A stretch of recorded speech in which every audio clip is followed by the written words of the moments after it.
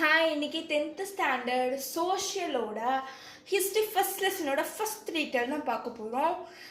இது கொஞ்சம் பெருசாக இருக்கிறதுனால உங்களுக்கு கொஞ்சம் டஃப்பாக ஃபீல் ஆகிருக்கலாம். பட் எல்லாத்துலேயும் மனப்பாடம் பண்ணணும்னு அவசியம் இல்லைல்ல.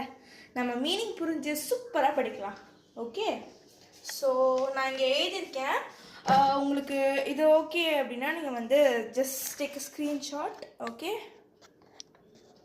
ஓகே உங்களுக்கு ஸ்க்ரீன்ஷாட் வேணும்னா நீங்கள் எடுத்துக்கலாம். Ton.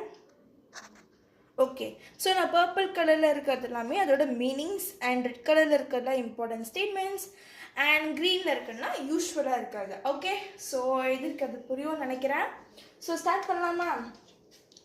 European alliance and counter alliance, இதுதான் அவங்க கொடுத்துருக்க ஃபஸ்ட்டு ஸ்டேட்மெண்ட். ஸோ நம்ம ஸ்டார்ட் பண்ணலாம்.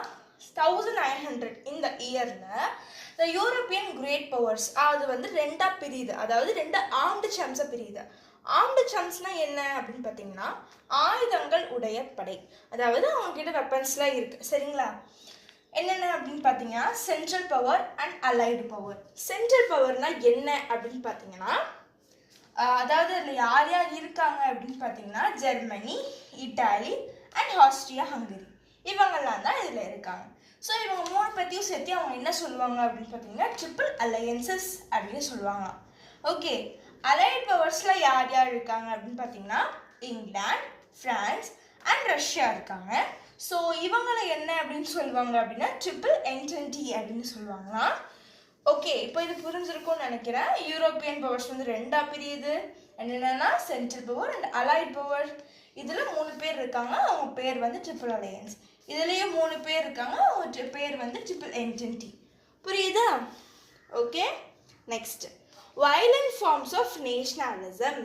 வயலண்ட் ஃபார்ம்ஸ் ஆஃப் நேஷ்னலிசம் அப்படின்னா என்ன?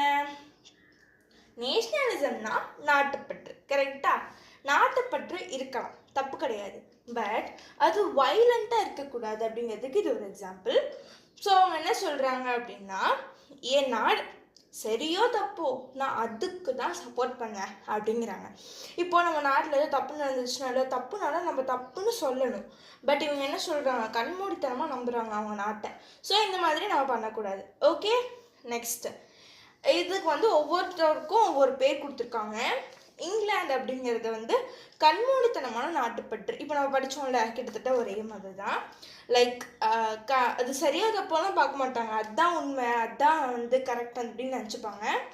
நெக்ஸ்ட்டு ஃப்ரான்ஸ் அப்படின்னா என்ன அப்படின்னா, அதே தீவிரப்பற்று. சரிங்களா? ரொம்ப அதிகம், ஜாஸ்தி. ஓகேவா?